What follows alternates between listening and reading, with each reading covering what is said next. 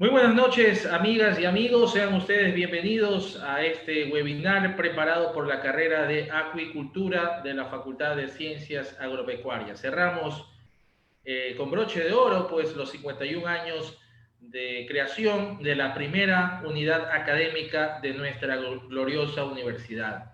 La carrera de Acuicultura, pues, quería también sumarse a estos festejos y sobre todo con estos webinars que serán hoy y el día de mañana, con la presencia de destacados profesionales, docentes, expertos en las diferentes áreas de interés para el sector acuacultor del país.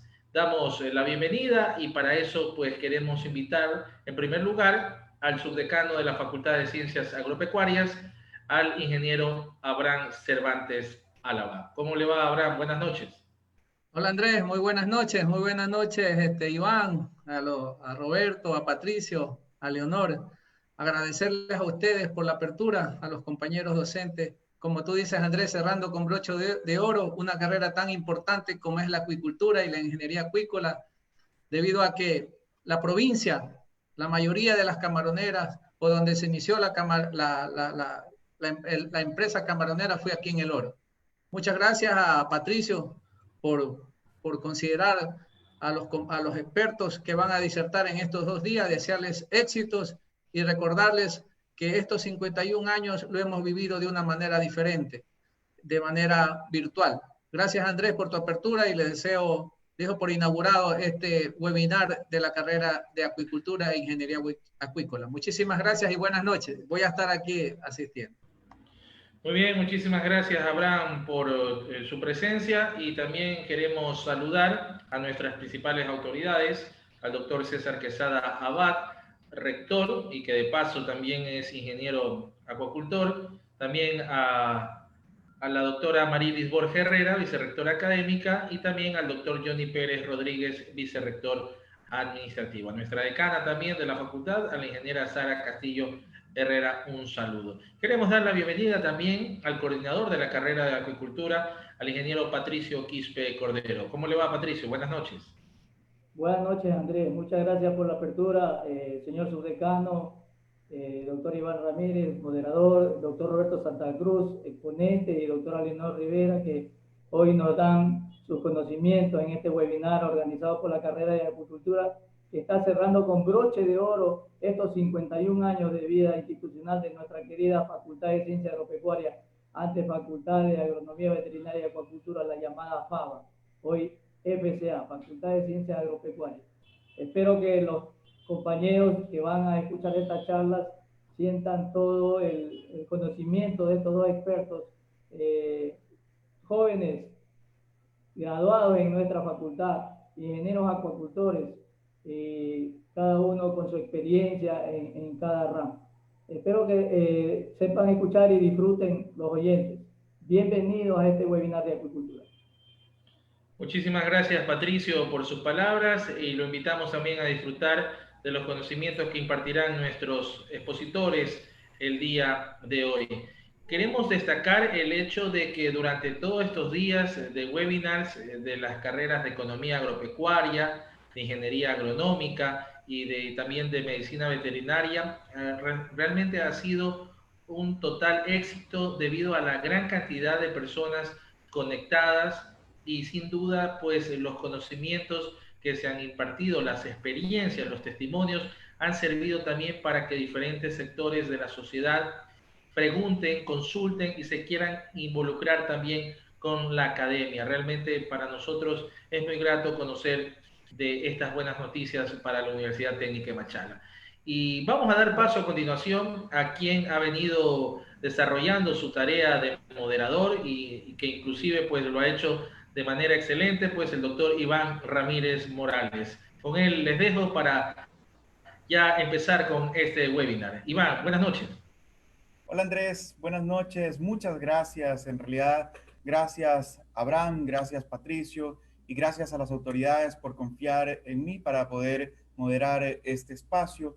Ya lo dijeron ustedes, la Facultad de Ciencias Agropecuarias está festejando y festejando con conocimiento, con ciencia y con nuestros mejores exponentes para poder brindar a la comunidad de la provincia del Oro, del país y del mundo esos conocimientos que tanto se requieren. Hoy vamos a hablar sobre acuicultura y vamos a hablar sobre cuáles son las tecnologías que nuestros expertos en el área tienen para poder ofrecer al sector. Tenemos a dos compañeros, dos amigos, jóvenes investigadores de nuestra universidad. Ellos son el doctor Roberto Santa Cruz Reyes y la doctora Leonor Rivera Intriago. Para hacer uso eficiente del tiempo, me permito presentar en primer lugar a Roberto. Él es ingeniero acuacultor, tiene una maestría en ciencias acuícolas en Ghent University en Bélgica y en Wageningen University en Holanda. Además, tiene un doctorado en acuicultura. En este doctorado se especializó en sistemas de producción en la National Taiwan Ocean University de Taiwán. Actualmente es docente titular de la Universidad Técnica de Machala y es un profesor a quien yo le tengo mucho respeto y aprecio, y por eso quiero darte la bienvenida, Roberto, y que por favor nos comentes sobre tu tema, que se trata particularmente de la eficacia del extracto de yuca shidígera en la reducción de amonio en el agua, algo que requieren muchísimo en el sector acuícola para poder controlar esa calidad tan deseada que permite el máximo rendimiento de los cultivos acuícolas. Bienvenido, Roberto. ¿Qué tal? Muy buenas noches con todos. Un gusto estar aquí también. Gracias por la presentación y gracias por la invitación también. Bueno, vamos a hablar de acuicultura y uno de los problemas de agricultura es amonio y en base a eso tengo la presente exposición para ustedes. Voy a permitirme compartir la pantalla.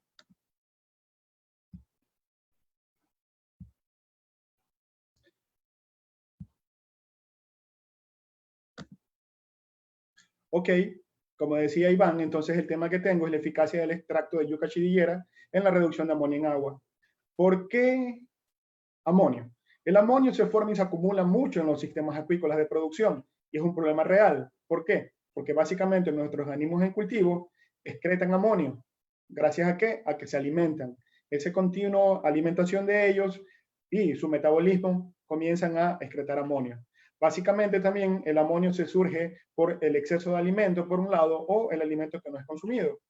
Adicionalmente a eso también tenemos que el amonio puede ingresar con el recambio de agua cuando viene de la fuente externa o también por lo que es la fertilización, cuando se utiliza fertilizantes a base de amoníaco o también cuando hay, en este caso, fertilización orgánica.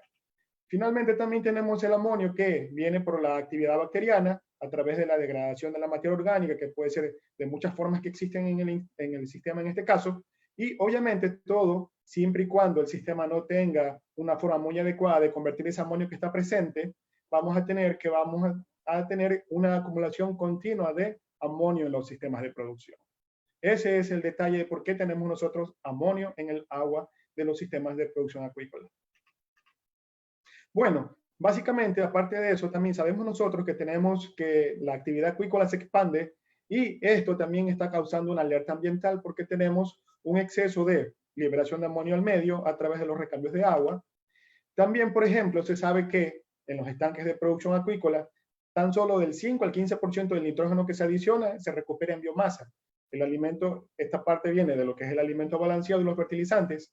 Y obviamente se conoce por investigaciones previas que solamente del 20 al 30% del nitrógeno que está en la dieta llega a mantenerse en la biomasa del camarón. Entonces, como ejemplo básico, existe una descarga de nitrógeno en el agua de las piscinas camaroneras, en este caso, cuando van a los recambios. Esto va a depender de la tasa de recambio de agua y obviamente hay ejemplos que indican, o investigaciones previas, perdón, que indican que se puede liberar de 17 hasta 58 gramos o inclusive hasta más de 100 gramos de nitrógeno por cada kilogramos de camarón producido en el estanque. Entonces estamos viendo que es bastante grande la cantidad de nitrógeno que va al ecosistema. ¿Y en qué afecta este nitrógeno? Cuando llega en forma de amonio directo, lo que pasa es que va a afectar en forma de toxicidad a los organismos que están alrededor de las descargas de los sistemas de producción, o en otros casos también puede llegar a permitir que se siga acumulando en el ecosistema externo cuando no puede convertirse. La forma básica de que el amonio vuelva a transformarse es pasar de amonio a nitrito y a nitrato, y en estos casos el amonio es tóxico, el nitrito es menos tóxico y finalmente el nitrato no es tóxico. Pero si nuestros sistemas no pueden convertirlo completamente, se van a acumular en forma de amonio y tenemos un inconveniente para la producción de los camarones porque los animales son muy sensibles al exceso de amonio. ¿Qué soluciones existen? Pues verán, necesitamos que hayan sistemas de producción que sean más eficientes para reciclar nutrientes, específicamente, en este caso, el amonio. Y se han hecho muchas estrategias. Una de ellas es trabajar con dietas bajas en proteína, un mejor manejo de lo que es el alimento, también cambiar lo que son las dosis y las fuentes de fertilizantes. Por otro lado, también productos químicos, enmiendas químicas y microbiológicas para tratar de reducir este amonio presente. Por otro lado, también se ha trabajado con sistemas de producción cero recambio de agua, donde se maneja mucho mejor la estructura química de cómo el amonio va a convertirse dentro de ese sistema de producción. También una forma de reducirlo es con el policultivo, con los sistemas integrados en acuicultura. También se ha trabajado mucho con lo que son los humedales artificiales para retener nutrientes, que son una especie de estanques que están al lado de las piscinas camaroneras en donde van a recibir el agua de los efluentes. También existen los sistemas de recirculación o también sistemas cerrados. Estos son un poco más manejables porque son indoor o bajo techo. Y también hubo una pequeña variante de un sistema de recirculación que se trabajó aquí en el país, en donde realmente para las piscinas camaroneras, pero no es un sistema de recirculación per se porque tiene ciertas deficiencias. Sin embargo, sí era útil también implementar. Otra solución muy útil y que está muy en boga es a través de los productos naturales o las sustancias bioactivas de plantas que tienen mucha utilidad actualmente porque se ha estudiado mucho más de ellas. Y en base a eso vamos a hacer la presentación. ¿Qué es la yuca chidillera? Bueno, la yuca chidillera es una planta terrestre, como ustedes ven aquí, una planta de zonas desérticas que crece en el norte de Estados Unidos, perdón, en el sur de Estados Unidos y en el norte de México. Ese es el lugar nativa. Bueno, hay muchas aplicaciones del extracto de esta planta en animales terrestres, básicamente. Se lo ha hecho en cerdos, en ganado vacuno, se lo ha hecho también en lo que es pollos. ¿Para qué? Porque se permite controlar lo que es la acumulación del amonio y también reduce la concentración del mismo y el olor fecal en las excretas de animales. Inclusive lo podemos encontrar como un aditivo en los alimentos balanceados para perritos. Hay una marca que le coloca extracto de yuca chidillera con el fin de evitar el olor, en este caso de las heces. También reduce el amonio atmosférico, especialmente en lo que son los establos. También sabe que se reduce la urea en la sangre de las ratas y en los pollos. También, esto es interesante, cuando se demostró que existe un mayor rendimiento y eficiencia del alimento, específicamente en aves de corral. Esto ha permitido demostrar que puede ayudar en lo que es la absorción de nutrientes. Y básicamente esto ha permitido que tenga mucho interés en la parte de aplicación en animales terrestres. La pregunta viene, ¿cómo funciona este extracto de yuca chidillera? Bueno, se sabe que reduce el amonio. Y entonces, por mucho tiempo, esta capacidad de reducir o de captar amonio se le fue atribuido a las saponinas. Es uno de los componentes del extracto de yuca chidillera. El segundo componente reconocido son las glicoproteínas. Y también otros investigadores indican que esa capacidad de reducción de amonio fue gracias a las glicoproteínas. Finalmente, un autor hace más de 30 años reportó que las saponinas también pueden ser removidas sin que esto pueda eliminar la capacidad de reducción del amonio. Y eso es importante, porque de esa forma nosotros sabemos que puede tener una repercusión directa. Otro autor, Killing, en el año 1998, también indicaba que esa reducción de amonio no es necesariamente atribuible a las saponinas, y eso es lo que deja como punto básico, que más bien son las glicoproteínas las encargadas de la reducción del amonio del extracto en este caso. ¿Qué se ha hecho con yuca chidillera en acuicultura? Hay muy poca investigación en este caso, y lo que más se ha hecho es investigación para tratar el agua, para reducir el amonio en el estanque, y más que todo orientado a sistemas de recirculación que son cerrados, porque en ellos es más notorio los picos de amonio. También se lo utilizó para mejorar el metabolismo tanto del nitrógeno y de la proteína cuando se alimentaba, en este caso a peces, específicamente tilapias. Y también se lo usó para probar el efecto en el cultivo de camarón de agua dulce. Entonces, eso fue básicamente en donde más se lo ha utilizado. ¿Qué queremos hacer nosotros? Esta fue un pequeño experimento que se llevó a cabo. Y aquí nosotros quisimos determinar cuál es la eficacia del extracto de yuca chidillera para reducir la concentración del amonio en el agua mediante un experimento de dosis-respuesta. Entonces, ¿cuál fue la metodología empleada? Nosotros utilizamos extracto de yuca chidillera al 30%, lo vamos a denominar como yupe. Luego también utilizamos para la fuente de amonio, cloruro de amonio, lo cual lo diluimos para llegar a la solución de amonio, y esta se la llevó a soluciones y concentraciones de 1, 3 y 5 ppm. Entonces, para el diseño experimental utilizamos matraces de 250 mililitros, en los cuales tenían 200 mililitros de la solución de nitrógeno amoniacal, de 1, 3 y 5, y el extracto de yuca chidillera se lo aplicó a 0, que era el control, a 18, a 36 y 72 ppm. Se hizo 3 repeticiones por tratamiento, y esto, para evitar contaminación, se los colocó en tubos Eppendorf y se los selló para evitar contaminación directa. Continuando, nosotros hicimos un monitoreo de parámetros de calidad de agua hasta 96 horas, y cada 12 horas monitoreamos o medimos amonio, nitrito y nitrato. Se midió el pH también, y una vez con la base de datos se hizo un análisis estadístico a través de un software llamado SAS, y con los datos que se obtuvieron definimos 3 parámetros que se derivaron de los mismos: el R-TAN, que es la reducción de amonio; el FR-TAN, que es la fracción de amonio reducida en un porcentaje; el SEP-TAN, que es la velocidad a la cual fue reducido el amonio. Y se hizo un ANDEVA de 3 vías con interacciones para poder identificar la respuesta del tratamiento ejecutado. Entremos en los resultados de discusión. ¿Qué fue lo que obtuvimos?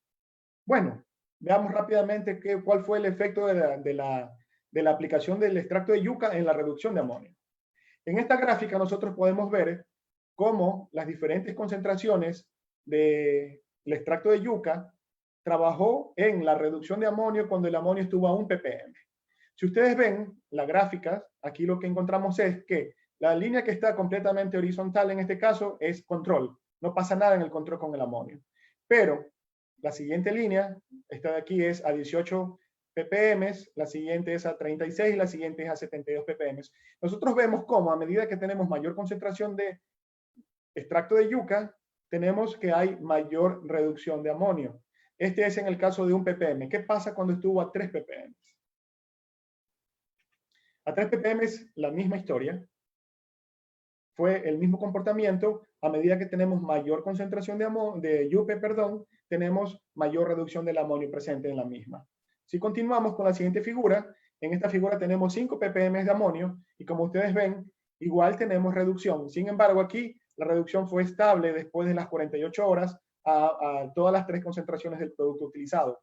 Básicamente, esto nos indica que este fue el límite de reducción que tuvo en este caso el extracto de yuca chidillera a estas concentraciones, a la concentración de amonio aplicado. ¿Qué podemos nosotros deducir de esto? Básicamente, nosotros observamos que hay una diferencia básica entre las concentraciones de amonio presentes tanto en el control contra los diferentes tratamientos. Segundo, básicamente, el efecto del extracto de yuca también fue diferente, inclusive entre ellos y entre las diferentes concentraciones de amonio. Este autor, que publicó su trabajo en el año 1992, prácticamente estamos hablando de hace 30 años, él utilizó concentraciones de 4,3, 43 y 430 miligramos de extracto de yuca contra amonio 2 ppm. Si ustedes consideran eso, nosotros hicimos diferentes concentraciones, solo llegamos hasta 72 ppm, pero utilizamos mayor amonio. Esto nos indica a nosotros que, al haber nosotros, si queremos comparar estos resultados, podemos decir que nosotros hemos hecho una reducción o hemos notado una reducción más notable del amonio con concentraciones más bajas aplicadas en este caso del extracto de yuca. Esta es la gráfica del trabajo del autor que les mencionaba, de Tidwell en el año 92. él trabajó con 2 ppm de amonio. La gráfica más posible de comparar es la gráfica a 3 ppm de amonio, y como ustedes ven, sumamente diferente. Él aplicó en esta línea que está aquí, a la última línea de la figura izquierda, él aplicó 430 miligramos de extracto de yuca. Acá nosotros, en esta línea, la última línea de la figura a la derecha, solamente aplicamos 72 ppm y observamos que hay una mayor reducción de lo que él pudo reportar u observar. ¿Por qué pudo haber sido esto? Básicamente, el trabajo que hizo el doctor Tidwell lo hizo en acuarios abiertos. Esto pudo haber provocado que haya una conversión de amonio, quizás por actividad bacteriana. Como al estar abierto, pudo haber sido colonizado, fueron 4 días, pudo haber sido colonizado por bacterias, y las bacterias, al encontrarse con amonio, comenzaron a reducirlo, comenzaron a convertirlo y pasó de amonio a nitrito y muy posiblemente hasta nitrato. Entonces es muy diferente, ¿no? No fue únicamente la actividad, en este caso, solamente del extracto de yuca. Ahora, básicamente, nosotros también, en los resultados que observamos, nosotros no detectamos ni nitrito ni nitrato en los análisis efectuados. Eso nos da a nosotros, básicamente, la capacidad de poder deducir que el extracto de yuca estuvo simplemente haciendo captación de amonio, lo atrapó al amonio y no lo convirtió. De esa forma, es posible, nosotros no encontramos ni nitrito ni nitrato, porque simplemente el amonio fue atrapado por la molécula del extracto de yuca shigellera. Continuando. Aquí tenemos, en cambio, una tabla en la que nosotros vamos a encontrar cómo se comportó, en un resumen, a las 96 horas el extracto. En este costado de acá tenemos nosotros que a los 18 ppm, básicamente a las 96 horas, hubo una reducción del 67% de lo que es la concentración de amonio a 1 ppm, mientras que a los 3 ppm, a los 72 ppm de yuca, tenemos que 90% fue reducido. Sin embargo, lo importante de rescatar es que a las 24 horas, nosotros tuvimos una reducción casi del 100% de 1 ppm de amonio cuando se aplicó 72 ppm de yuca. En la parte útil, que concentraciones bajas pueden reducir muy bien lo que es, en este caso, el exceso de amonio.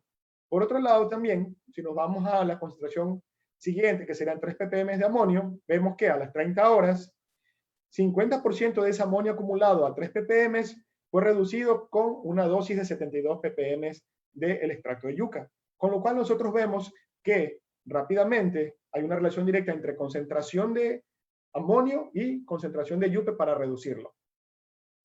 Si continuamos, también nosotros tenemos una tabla que va a hacer una comparación rápida de la eficacia del extracto de yuca en la reducción de amonio con lo observado. En esta tabla podemos observar lo siguiente nosotros. ¿Ok? Podemos decir nosotros que la eficacia del extracto de yuca varía con la concentración inicial del amonio, la concentración de yuca aplicada y el tiempo. Como ustedes ven aquí, concentración inicial de amonio, la concentración del extracto de yuca, el tiempo en que estuvo el experimento rodando, las interacciones. Básicamente, nosotros vemos que a medida que tenemos nosotros, hay una relación inversa entre concentración de amonio y reducción. Quiere decir que a medida que tenemos mayor concentración de amonio, obviamente la reducción va a ser menor. Pero tenemos una concentración directa entre concentración de extracto de yuca shigellera. Obviamente significa que a medida que tenemos mayor concentración de extracto de yuca, vamos a tener mayor reducción, y eso fue observable en las gráficas que les mostré anteriormente.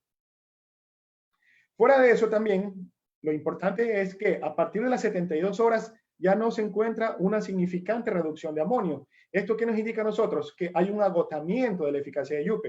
Si consideramos que eran las glicoproteínas, y las glicoproteínas eran las que se supone que captan, en este caso, al amonio presente, ¿qué está sucediendo? Estas glicoproteínas, al estar captándolo, se saturan. Prácticamente, imaginémonos que una esponja, y la esponja, en este caso, es la glicoproteína, y está absorbiendo y absorbiendo amonio. Llega un momento en que se satura, ya no puede atrapar más amonio, y en ese momento existe una reducción de la cantidad que puede seguir absorbiendo. En ese momento tenemos agotamiento de la eficacia del extracto de yuca, y obviamente solo hasta ese momento va a funcionar. Sin embargo, dependiendo de la concentración, podemos ver que puede reducir hasta el 90% o más, en este caso del amonio presente.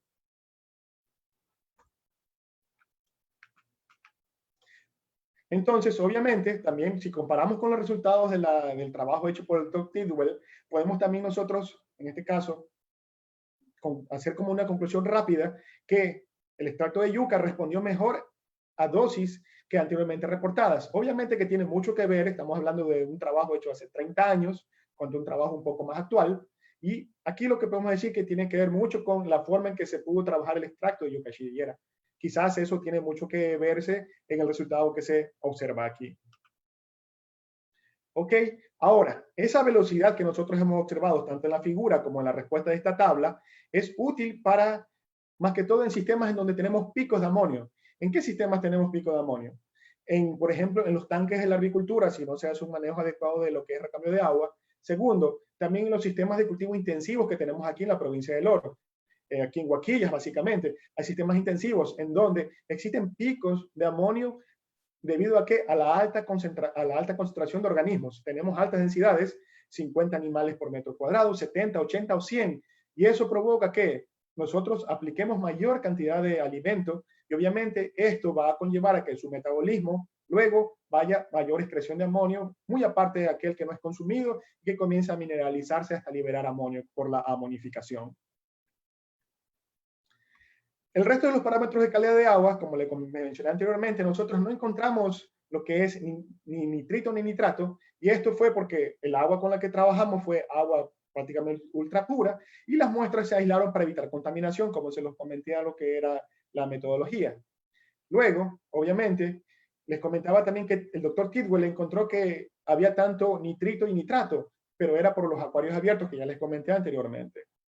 ¿Ya? Otro autor, Sarkar, en el año 99, él también encontró que había disminución de amonio e incremento, en este caso de nitrato. Pero hay que detallar algo, ese experimento lo hizo en un estanque, en una piscina abierta, y obviamente tenemos allí muchas otras variables, como por ejemplo, rápidamente, tanto fitoplancton, como también la actividad bacteriana directa del ecosistema. Ahora, nosotros, en el caso del experimento, al estar sellado y aislado, encontramos ausencia directa de nitrito y nitrato. ¿Por qué? Porque rápidamente podemos concluir que era poco o tal vez nulo crecimiento bacteriano durante el experimento y por lo tanto no podemos decir que esto fue reducido o convertido en este caso por las bacterias presentes. En base a lo que hemos dicho, podemos también nosotros comentar esto. ¿Cómo reducimos amonio en acuicultura? Lo más común es trabajarlo con zeolitas. Las zeolitas tienen un mercado muy amplio y se las comercializa libremente en el país. También se ha utilizado formalina, aunque no es muy común por acá. Bueno, las zeolitas se conocen por tener la capacidad de reducir amonio en cantidades de hasta 9 miligramos por gramo. Depende del tipo de zeolita. Pero hay un detalle, en estanques con mayor presencia de cationes se necesita más zeolita. En otras palabras, en estanques de agua dulce funciona muy bien, la zeolita es perfecta. Y no lo digo yo, fue dicho por el doctor Boyd y Tucker allá en el año 98, y hay muchas más investigaciones que ratifican esa información presentada anteriormente. Entonces, en agua dulce, perfecto, zeolita funciona muy bien, pero a medida que tú vas teniendo salinidad, la zeolita no funciona como tal. Se queda muy corta en la reducción de amonio en sistemas que tienen salinidades superiores.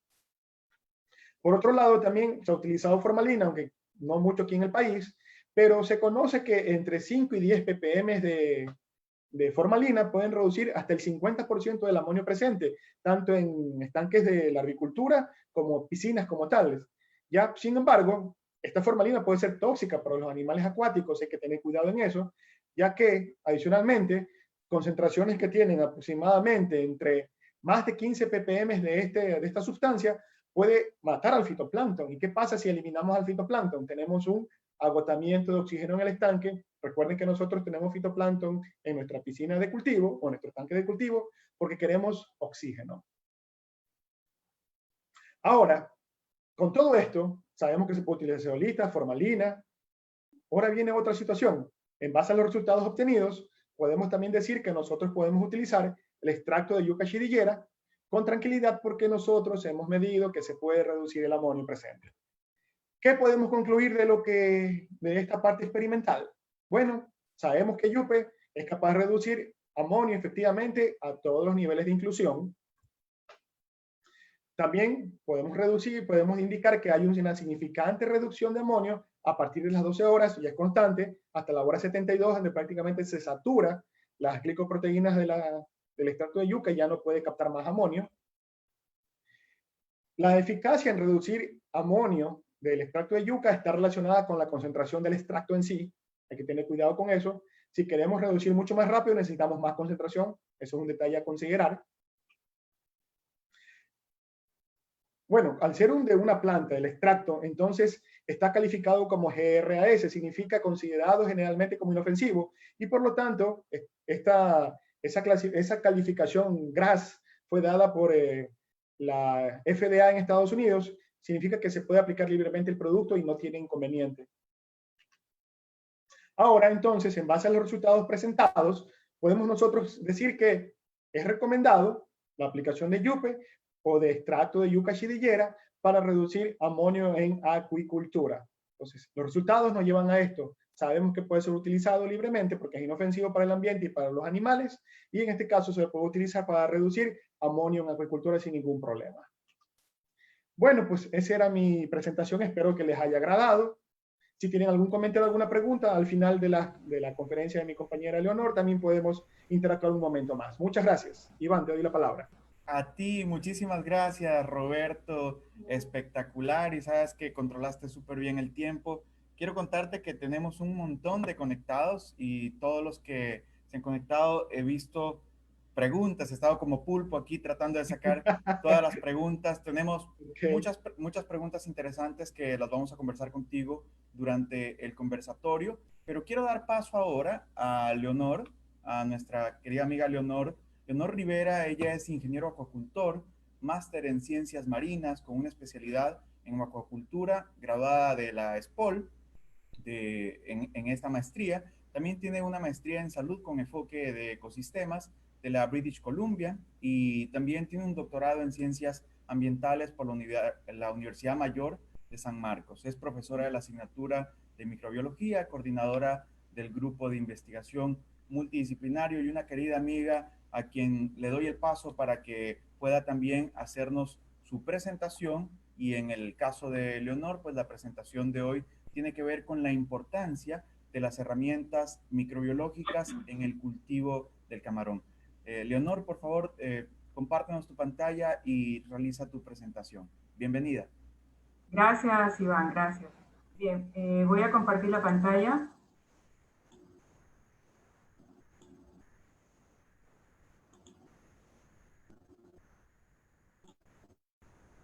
Muy bien. Gracias por la presentación, Iván. El tema de mi presentación es importancia de las herramientas microbiológicas en el cultivo del camarón. Pues bien, gracias a la invención del microscopio, se tiene conocimiento de la existencia de microorganismos. Los microorganismos que existen en una gran diversidad y cantidad en la naturaleza. En aquel entonces, donde se dieron inicios del estudio de los microorganismos dentro de la ciencia de la microbiología, se vio la necesidad de generar o de crear técnicas que permitiera el estudio a más profundidad de estos microorganismos. Por ende, se generaron las herramientas microbiológicas, que son las siembras microbiológicas como tal. A estas se las considera como técnicas de diagnóstico rápido. Y al ser técnicas de diagnóstico rápido, durante el ciclo del camarón, pues nos ha permitido establecer monitoreos periódicos de la calidad microbiana que existe durante el ciclo de cultivo del camarón. Este control o este monitoreo se lo ha realizado, se lo viene realizando en los ambientes del agua, del suelo y del camarón. Tanto el agua como el suelo es muy importante controlar la calidad microbiana. Sabemos que el suelo es el que recepta todos los desechos que no han sido aprovechados por el camarón y que se les ha suministrado durante el tiempo que ha durado el ciclo de producción. Y si no hay el correcto control de este ambiente, este se va a volver un caldo de cultivo para la proliferación de las bacterias patógenas. Se va a ver reflejado en el agua con la proliferación de este tipo de bacterias y va a afectar directamente en el estado de salud del camarón. El control microbiológico lo podemos realizar nosotros de una forma cualitativa o de una forma cuantitativa. Pues bien, cuando hablamos del cultivo del camarón o del proceso o del tiempo que dura el ciclo de producción del camarón, estamos hablando que este control lo vamos a realizar desde la fase inicial del camarón, es decir, desde la fase larval, en donde los laboratorios que están encargados de la producción de larvas, pues tienen ese minucioso trabajo de mantener un control de esta comunidad microbiana. Tal es así que cuando son comercializados, las larvas, pues se aseguran de venderla con una certificación de que está libre de cualquier tipo de patógeno que vaya a afectar en el momento de que son sembrados en los estanques de engorde. Hoy en día, a más de las técnicas microbiológicas, se está complementando este tipo de análisis con las pruebas moleculares, que son las que van a certificar al 100% que las larvas que han sido vendidas, pues no va a tener ningún tipo de problema patológico que haya provenido de los laboratorios. Por otro lado, cuando ya están en los estanques de engorde, el control debe continuar, el control microbiológico. Y esto se lo realiza ya sea en el hepatopáncreas del camarón o puede ser en la hemolinfa del camarón.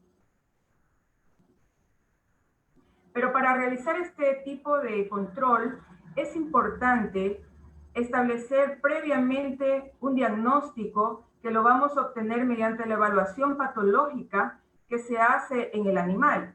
¿Y en qué consiste esta evaluación patológica? Consiste en observar ya sea in situ, es decir, en la camaronera, o realizar el análisis en el laboratorio de los siguientes aspectos. Por ejemplo, en el exoesqueleto de camarón nosotros tenemos que ver que no haya, o si hay o no hay, presencia de algún tipo de necrosis, algún tipo de malformación, que son aspectos que nosotros vamos a tener que anotarlos en una bitácora porque lo vamos a sumar a los resultados que vamos a obtener posterior a las siembras microbiológicas.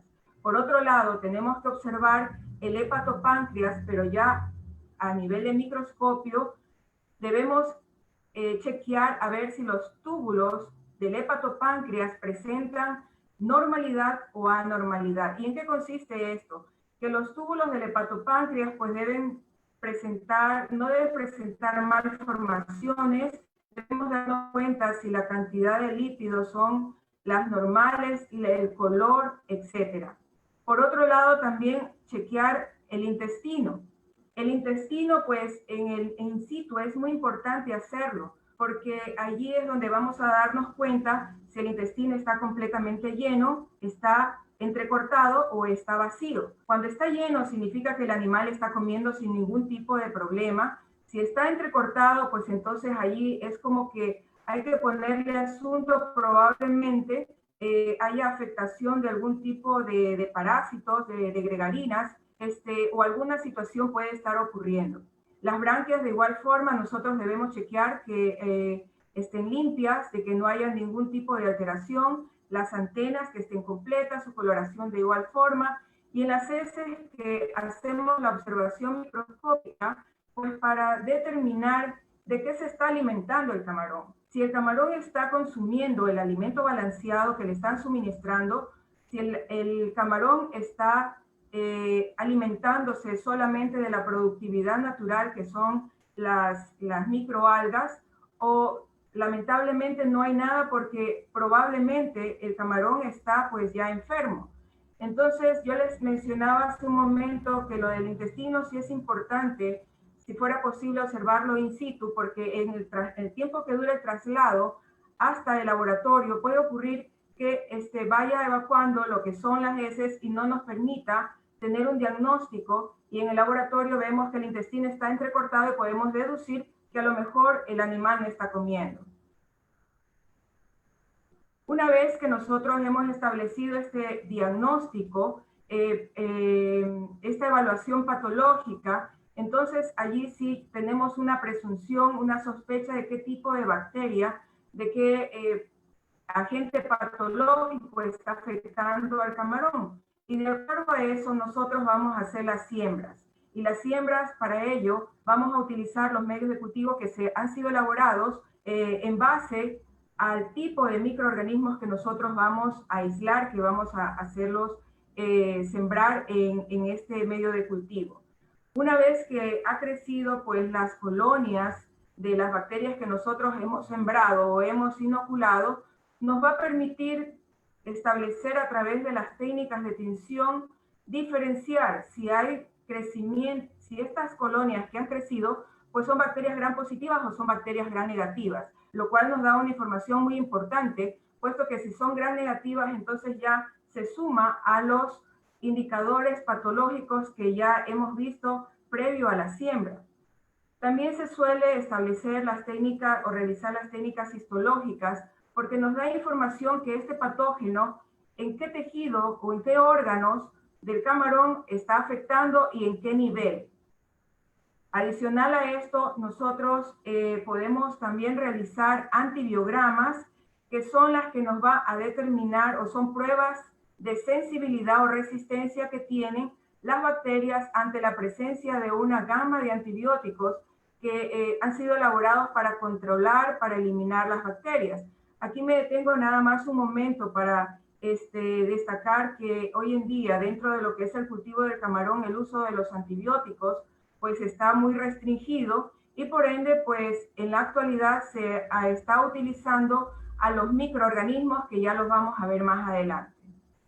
Por otro lado, dentro de las técnicas o de las técnicas que nos permite utilizar la microbiología está la preservación de las cepas. ¿Y en qué consiste? En que si yo realizo una siembra de los microorganismos y han crecido algún tipo de bacteria que es de mi interés, para poder realizar más investigaciones, yo la puedo preservar. La puedo preservar y para eso existen técnicas de preservación dependiendo del tipo de microorganismo que yo lo voy a conservar. Y eso va a depender también el tiempo. Puede durar semanas, hay técnicas que solamente permiten conservar semanas, pueden conservarse meses, años, hasta 30 años.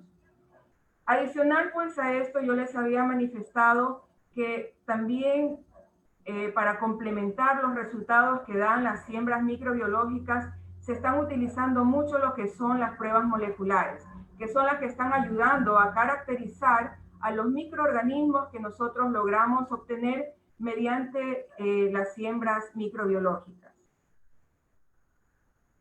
Pues bien, como hemos estado conversando sobre el asunto de las patologías direccionado a lo que es el cultivo del camarón, es importante mencionar que dentro de este ámbito, las enfermedades que más han afectado al sector camaronero durante el ciclo de producción han sido las que son de origen viral y que son de origen bacteriano. Para efectos del tema de hoy, voy a presentar una de las enfermedades de origen bacteriano que han sido muy comunes en este ámbito, en lo que es el ciclo de producción de los camarones. Y esta enfermedad, que es la vibriosis, es una de las enfermedades más comunes a nivel de América Latina y que generó en sus tiempos bastante problema porque inclusive la mortalidad era hasta del 90%. Son bacterias gram negativas, son consideradas como bacterias oportunistas porque ellas saben cuándo hay las condiciones para que puedan afectar al camarón. Y cuando el camarón se ve vulnerable al ataque de este tipo de bacteria o de otro tipo de patógeno, pues cuando las condiciones de agua, cuando las condiciones de suelo, cuando las condiciones del ambiente donde se está desarrollando no son las adecuadas. Porque probablemente los parámetros físicos, los parámetros químicos, los parámetros microbiológicos, biológicos se alteraron por alguna razón. Dentro de las especies de vibrios que se han identificado y que afectan a los cultivos del camarón están el vibrio paremolíticos, el vibrio albinolíticos y el vibrio harvey. Sin embargo, se mencionan a otros que durante el proceso de la etapa de larvicultura también han sido afectados, como son el Photobacterium, el fluvialis y el vibrio sp. Pues una vez que yo les mencionaba que nosotros debemos, antes de hacer una siembra, debemos establecer una evaluación patológica, pues obviamente cada enfermedad tiene su diagnóstico, tiene su sintomatología, y la sintomatología que presenta esta enfermedad es de que cuando ya está afectado por este vibrio, los camarones pues se encuentran, los moribundos se encuentran en la superficie, nadando en las orillas de los estanques, y pues obviamente algo muy característico de esta enfermedad es que se ven aves que se están alimentando de ellos. Por eso también a esta enfermedad se le denomina como el síndrome, se la conoce como el síndrome de las gaviotas, porque una vez que están las aves por alrededor, entonces es indicador de que hay vibriosis. Cuando la enfermedad se encuentra en su fase inicial, una de las características que nos da pues esta enfermedad es la opacidad muscular y el tracto digestivo también vacío.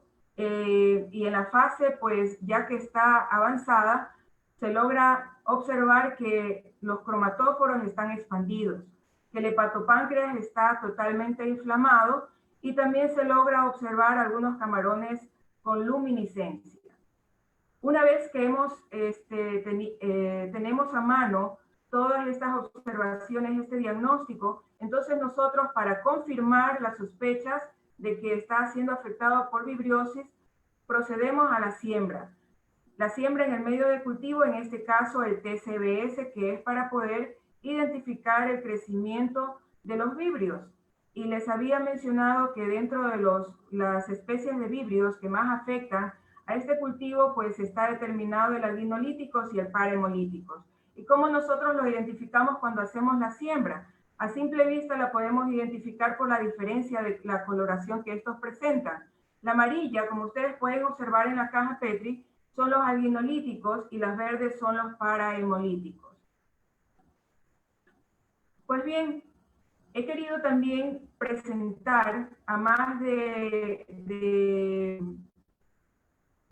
lo que he establecido, que las siembras microbiológicas nos permiten determinar el patógeno o el agente causal de una enfermedad. También las siembras microbiológicas pues también nos han permitido conocer las propiedades de diferentes microorganismos que existen en la naturaleza, propiedades benéficas y que pueden ser utilizados dentro del ciclo del camarón. Y obviamente es así como se ha podido descubrir que muchos de ellos se los puede utilizar en este medio, porque ya se los ha aplicado, se tiene ya certeza, hay muchas investigaciones que se han realizado, los productores lo están utilizando, a estos microorganismos que se les da diferentes denominaciones, cócteles de microorganismos.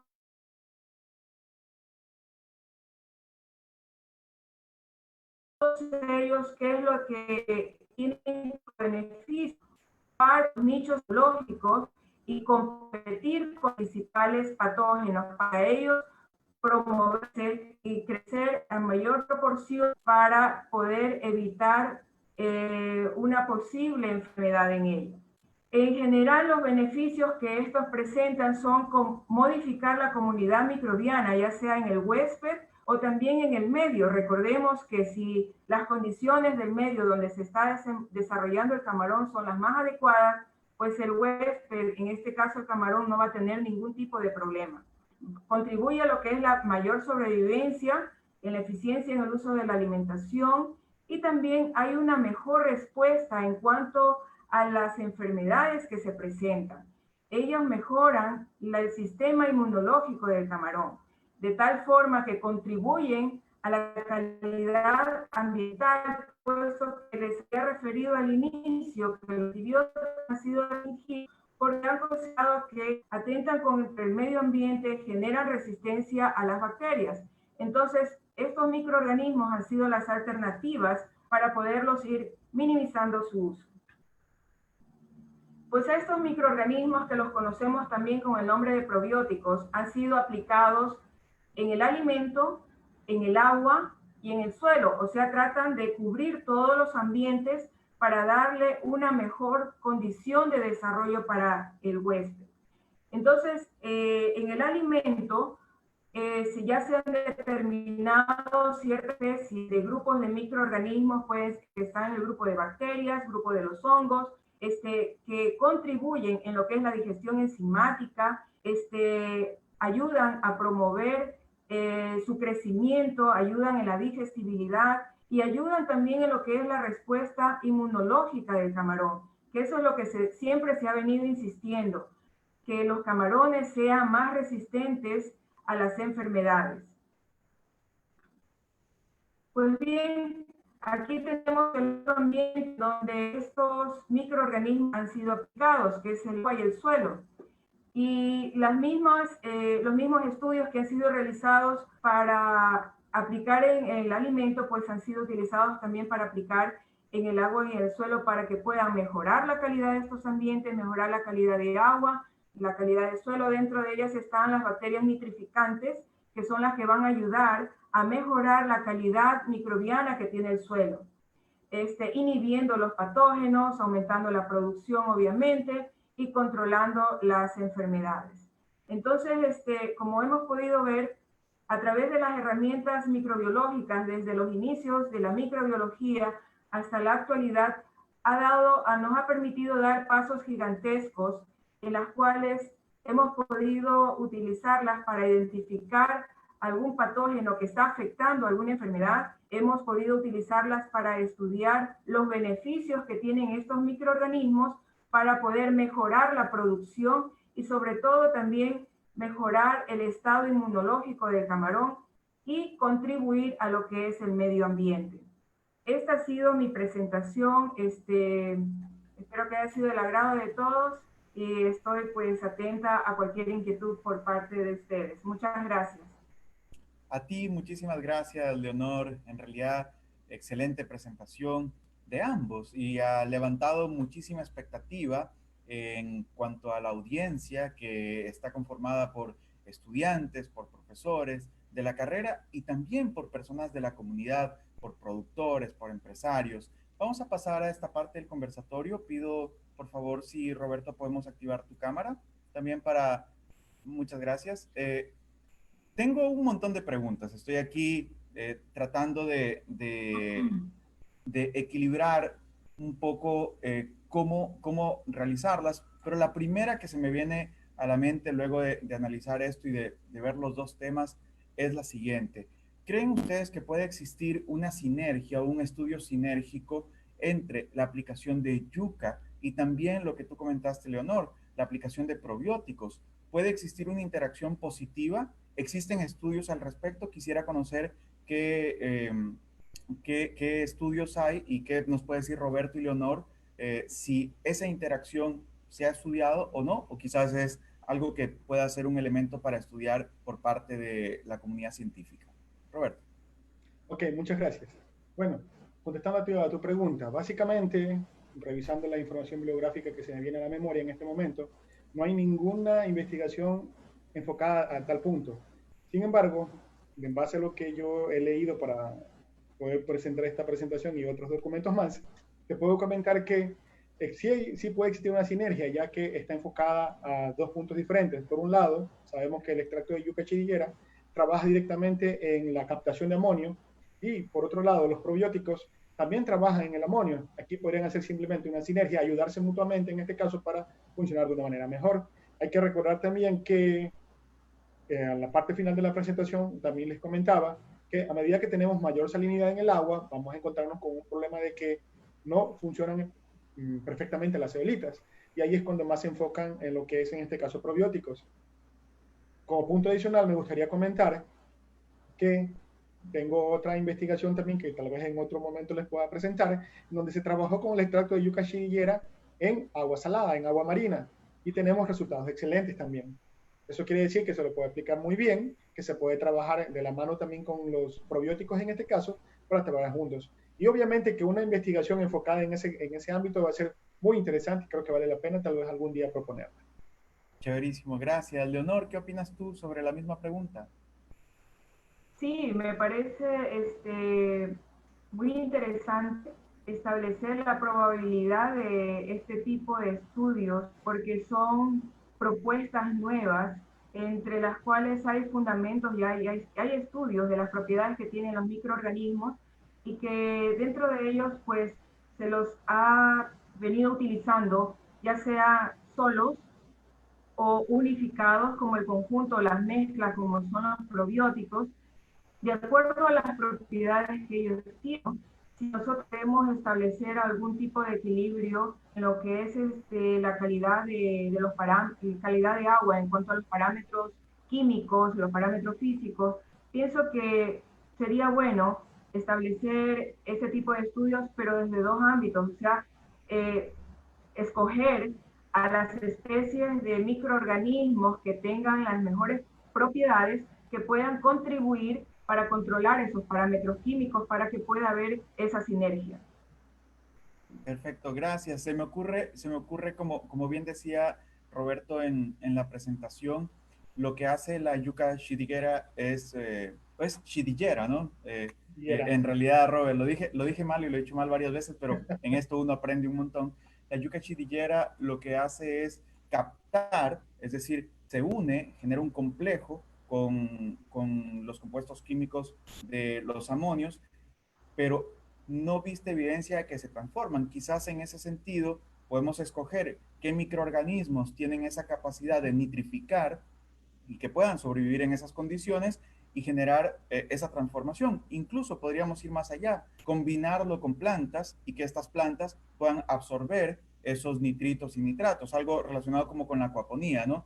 Tratar de ir mezclando este tipo de ideas e iniciativas quizás da pie a generar nuevas investigaciones. Tengo otra pregunta aquí que nos hicieron para Roberto y tiene que ver con si existe estudios también relacionados con alimentación de precisión, es decir, tratar de reducir, no solo de controlar el amonio que ya está en el agua, sino de reducirlo buscando que no haya alimento desperdiciado. ¿Y qué alternativas en ese sentido has escuchado? Sí, hay un estudio me parece que es de unos doctores en Egipto que trabajaron con una investigación directa en lo que es en tilapias. La idea básica de ellos era reducir el desperdicio, en este caso, de la proteína, porque la proteína es básicamente nitrógeno. Lo que se quería era evitar el desperdicio de la misma, tratando de que sea mayormente asimilada y obviamente eso va a verse reflejado en una ganancia más continua de peso. Uno, también hay investigación en animales terrestres, hay bastante, y ese es el área más del área veterinaria. Y hay mucha investigación en ganado, en cerdos, ganado vacuno, en pollos también, en donde se ha trabajado para reducir la carga de proteína con el fin de que sea mayormente utilizado. Nosotros sabemos que tanto animales terrestres como acuáticos no utilizan al 100% la carga de proteína que ingresa. En este caso, se pierden la gran mayoría en lo que es el metabolismo. En este caso, la excreción, específicamente si hablamos de animales acuáticos, la excreción es donde se va la gran mayoría de la proteína, a través de lo que es el amonio en este caso. Si pudiéramos nosotros, y esa fue la base de la investigación de los doctores de Egipto, si no me equivoco realmente, el origen de ellos, que era básicamente tratar de reducir la carga de proteína o la cantidad de proteína en el alimento balanceado con el fin de que sea asimilable el mayor porcentaje posible. Al momento se conoce que un alimento balanceado es asimilable en un 40-60%. Si nosotros pudiéramos hacer mucho más, obviamente podríamos reducir la carga de proteína o el número de proteína como tal y supiéramos que estamos dando un alimento más eficiente. Y la parte benéfica, por un lado, sería el bolsillo del productor. Segundo, el medio ambiente, porque vamos a reducir el impacto ambiental del mismo. Excelente. Y dos beneficios súper interesantes. En primer lugar, porque estamos sufriendo los efectos de la contaminación y en este momento también estamos sufriendo los efectos de la baja eficiencia alimentaria de la que tú hablas, porque obviamente reducir o hacer más eficiente el uso del alimento va a reducir el costo de producción y nos haría más competitivos en un mercado que en este momento para el camarón está siendo bastante difícil.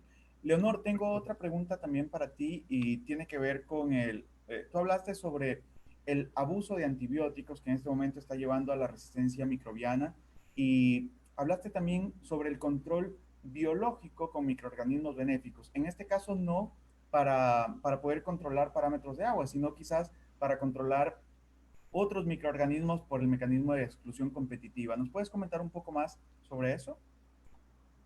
Claro que sí. El problema de los antibióticos dentro de lo que es la producción camaronera, pues ha sido un aspecto en el cual se ha visto negativo, porque el uso ha sido no el adecuado y los excedentes de antibiótico, pues conforme ha pasado el tiempo, ha generado resistencia en las bacterias. Entonces quiere decir que cualquier tratamiento que se le daba a las bacterias no tenía ningún efecto positivo, no podía controlar. Entonces, cuando hubo la presencia de la enfermedad aquí y en Ecuador y en otros países productores de camarón de white spot, que claro, por diversas causas en las cuales se dieron cuenta, dentro del análisis que hacían, se dieron cuenta que el escenario a través de las cuales estaban produciendo el camarón no era el adecuado, porque estaban adicionando mucho antibiótico al animal, lo aplicaban como preventivo, lo aplicaban como control. Entonces, yo recuerdo en algún momento de que un productor le decía, bueno, a mí me dijeron que ponga 5 gramos por kilo de balanceado por 7 días, pero yo le voy a poner 10 gramos por 5 días. Entonces, no es o sea, para ganar tiempo. Entonces, todos esos detalles, toda esa forma de pensamiento del productor se fue quedando atrás porque de acuerdo al White Spot, todo el mundo se puso pilas a hacer estudios de qué era lo que, de lo que estaba sucediendo, qué ambiente se estaba desarrollando el camarón. Entonces, vieron que para ello se podía utilizar alternativas biológicas, porque el White Spot es un virus, el agente causal es un virus, y hoy en día todos estamos familiarizados, cuando decimos virus, estamos familiarizados de que es un patógeno que no lo podemos eliminar así por sí, es un virus amigable. Entonces ahorita lo conocemos dentro del cultivo de nuestra actividad camaronera como un virus amigable, y nos ha tocado conocerlo, nos ha tocado ir haciéndonos amigos de ellos y caminar conjuntamente con él, para evitar que siga haciendo daño. Entonces las condiciones que requería para que se desarrolle, se lo iba evitando pues con la aplicación de los probióticos. Ahí se surgió la necesidad de aplicar esas alternativas biológicas, la aplicación de los microorganismos. Entonces se hicieron estudios más profundos de qué tipo de microorganismos nada más se podía utilizar, y fue mucho más allá. Entonces hoy en día no solamente lo estamos aplicando en el suelo, no solamente se lo está aplicando en el agua, sino que también se lo está aplicando en el alimento. Y como yo le decía en una de las diapositivas, se está abrigando todo el entorno a través del cual el camarón se desarrolla, de tal manera de que se está cuidando el estado de salud del camarón, y sobre todo lo que siempre en todo ambiente hay que cuidar, nuestro medio ambiente. Excelente, Leonor. Y obviamente el uso indiscriminado de antibióticos trae consigo los problemas ambientales, pero también los problemas de salud a las personas, ¿verdad? Porque nosotros... Sí, disculpe, Iván, que te interrumpa. Me gustaría añadir algo más a lo que estaba comentando. Dale, Robert. Dale, perdón. No, Complementa. gracias. Sí, verán, básicamente lo que comentaba Leonor es una realidad tan nuestra, podemos decir, porque mucho tiene que ver con la forma en que el productor no tuvo el cuidado necesario. Otro detalle más está en que existe mucha información a través de investigación que demuestra que el antibiótico, la molécula del antibiótico permanece en el sedimento hasta por 10 años. Imagínate eso, 10 años de permanencia del antibiótico en el sedimento. Y ese es un real problema porque, si bien es cierto, nosotros tenemos un ciclo de producción que demora 3 meses, 2 meses, en otros casos 4 meses, indistintamente, nosotros renovamos agua, secamos completamente el estanque, cosechamos, volvemos a sembrar, pero aún a partir de eso sigue permaneciendo en el sedimento hasta por 10 años. Significa que la nueva carga bacteriana que ingresa se va a ver afectada por esa presencia del antibiótico y puede llegar a provocar la famosa y consabida, en este caso, resistencia al antibiótico. ¿Por qué? Porque está presente allí.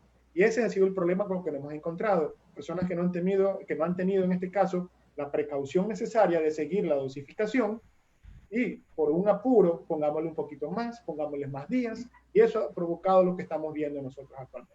Eso era para complementar. Muchas gracias. Chévere, no, gracias Robert. Y precisamente en esa línea iba mi comentario. En el caso en el que tengo algo de conocimiento es en el área avícola, y ese uso indiscriminado de antibióticos impacta negativamente al ambiente, y con ese efecto residual que tú lo comentas, pues de hasta 10 años, que implica que las futuras cargas bacterianas van a tener como una escuela de aprendizaje ahí, porque hay un aprendizaje de por plásmidos para que sean resistentes a los nuevos antibióticos incluso, pero eso también llega a través de los alimentos a las personas. Y esa resistencia microbiana es lo que vivimos en los últimos años, quienes consumimos alimentos que han sido cultivados con un uso indiscriminado de antibióticos, y en el momento en el que necesitamos un antibiótico para curarnos de una infección microbiana, nos damos cuenta que ya estos microorganismos son resistentes. Y precisamente hay toda una interacción alrededor. Por eso es importantísimo lo que están avanzando en el área del camarón, de utilizar estos cultivos microbiológicos para poder evitar o reducir al mínimo el uso de antibióticos y jamás tener que utilizarlos de forma indiscriminada.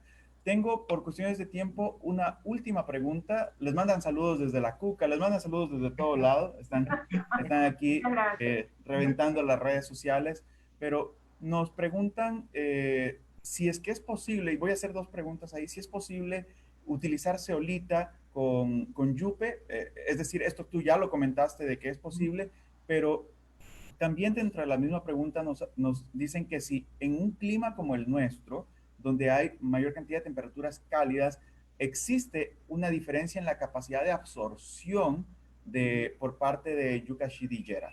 Ok, en cuanto a la pregunta, revisando, bueno, recordando mi revisión bibliográfica, lo que recuerdo es que en este caso la temperatura no tiene un efecto directo, porque se ha hecho investigación tanto en ambientes templados como en ambientes muy cálidos, entonces no es un problema por temperatura, y nosotros estamos 28, 30 grados cuando en condiciones muy ideales para lo que es el manejo del cultivo, y no es inconveniente la temperatura, puede funcionar muy bien. Creo que esa pregunta viene porque se trabaja con los invernaderos en la zona de Huaquillas, en los sistemas intensivos, y no hay ningún problema, se lo puede trabajar sin problemas allí también, porque no hay ningún problema con la temperatura y el efecto de la captación de amonio por el extracto de yuca shidiyera. Perfecto. Y le agrego un poco a esta pregunta porque hubo otro caso que tiene que ver, ¿no? La estabilidad de ese compuesto que se genera entre la glicoproteína de la yuca shidiyera y el amonio.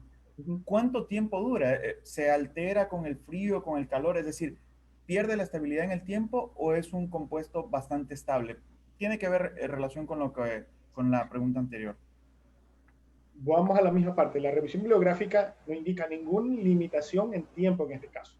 Simplemente está relacionado con que es captado, la molécula, en este caso, lo absorbe y queda retenido.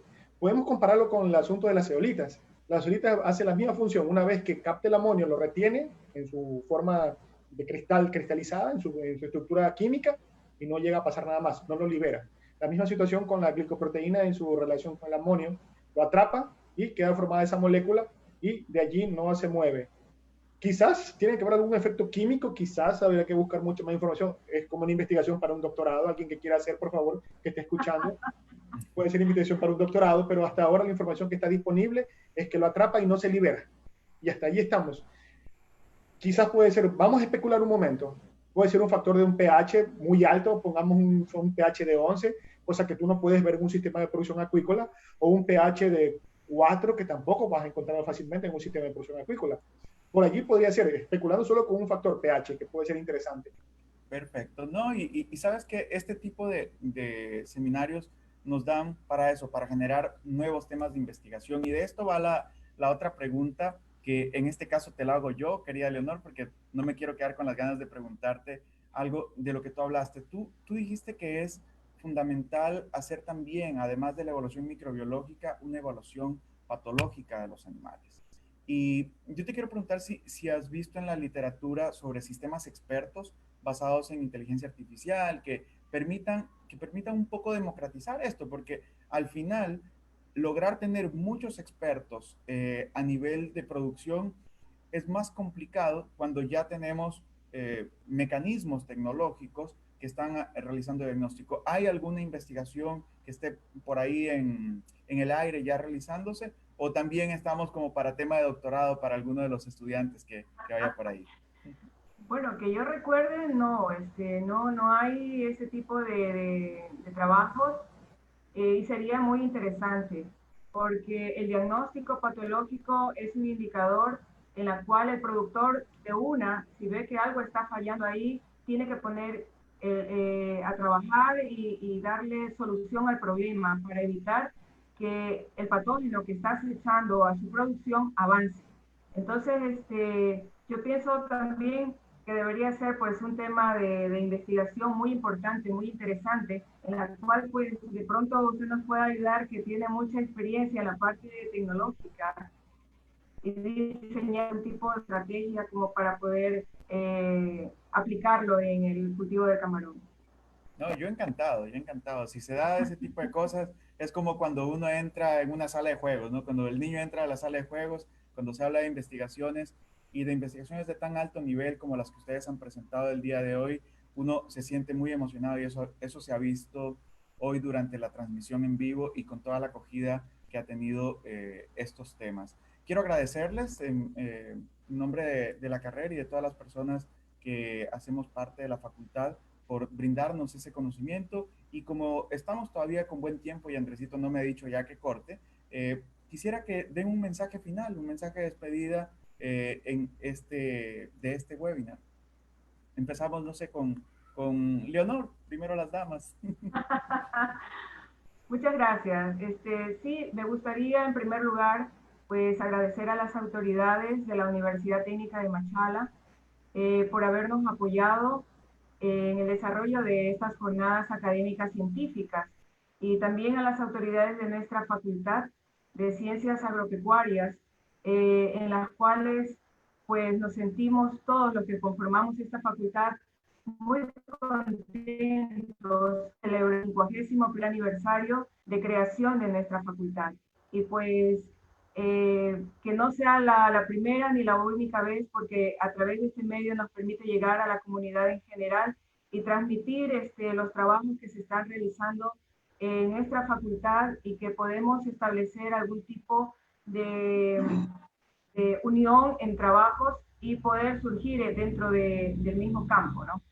Muchísimas gracias, Iván, también a usted, Andresito, y a todos los que han permitido la transmisión de este webinar. Muchas gracias. A ti, muchas gracias, Leonor. Ahora el turno de nuestro amigo Roberto. Bueno, pues, en primer lugar, agradecerles por la invitación. Realmente ha sido una experiencia muy grata para mí. Es la primera vez que estoy participando en este tipo de eventos, un webinar. Entonces, realmente tenía muchas expectativas y realmente las cumplió. Entonces, agradecimiento a las autoridades por haber pensado en nosotros, a las autoridades de la facultad por realmente considerar que podemos compartir algo de lo que nosotros, nuestros conocimientos, lo poquito que podemos compartir con ustedes siempre es útil porque nos sentimos también, vuelvo a la redundancia, útiles para con tanto nuestros estudiantes o con la comunidad en este caso. Un agradecimiento también para ti, para Andrés Carvajal también por ser parte de la transmisión. Yo sé que tú has pasado algunos días en esto ya y realmente te agradezco mucho por el tiempo que has empleado y bueno, pues gracias a Leonor también por estar aquí con nosotros y a las personas que nos escucharon, muchas gracias por haber participado. Chévere, muchísimas gracias y gracias a todos los que se han conectado hasta este momento, se mantienen ahí súper pendientes. Quiero contarles que mañana estamos también en otro webinar de la carrera de Ingeniería Acuícola. No se lo pierdan, es mañana a las 7 de la noche y estamos ahí metiéndole ganas porque amamos a esta facultad, porque amamos a esta universidad y porque queremos dar todo de nosotros y todo lo que tiene que ver con la ciencia, la tecnología, la innovación al servicio de nuestros estudiantes y también de la comunidad en general. Muchas gracias y nos vemos hasta la próxima. Gracias, gracias. Buenas noches. Gracias, gracias.